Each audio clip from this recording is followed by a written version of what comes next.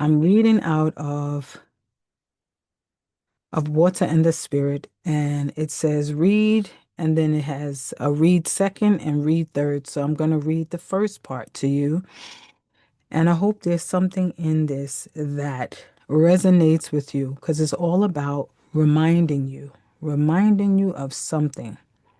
So I'm going to start here, trying to see. This is in chapter 15. Part of me understood him, and part of me did not. The part that understood knew that my days and nights were going to be lived as if I were in a dream in which worlds collided and different realities confronted one another. I knew that my survival was dependent upon a supreme effort not to resist the initiation process or to set up rules and measurements to control the flow of information presented to me. I knew too that somehow I was unlearning something. Whatever previous ideas I had cherished about the world were going to change. Reality was going to shift with my cooperation. Did you hear that? With my cooperation.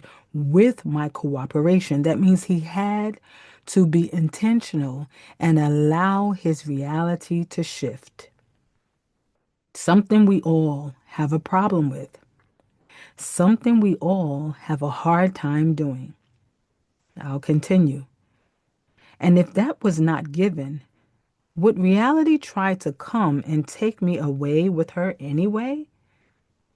From the first day, my traditional education was like an ending. Something was being terminated with no appeal.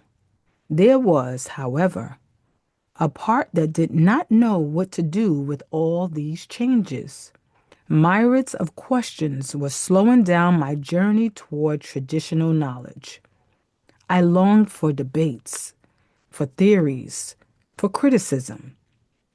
Clearly, listen to this, clearly a legacy of the white world. So he says, basically, in their world, in the world of the whites, they like to debate.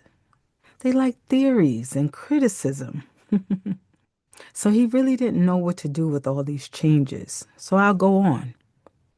But I kept telling myself, one cannot continuously ask questions.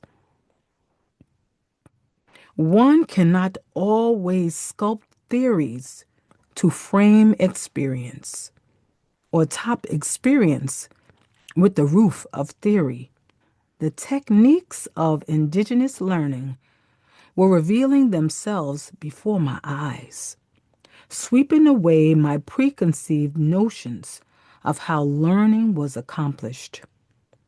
The contrast between this state of mind and what I had been accustomed to at the seminary was the same as the difference between liquid and solid.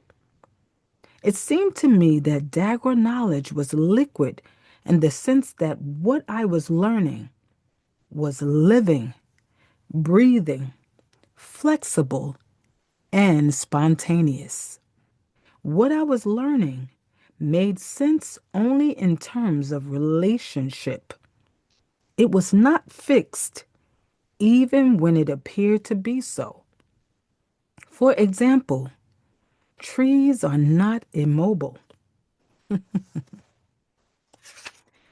They travel like us from place to place. By contrast, I could see that the Western knowledge I had been given had the nature of a solid because it's wrapped up in logical rhetoric to such a degree that it is stiff and inflexible.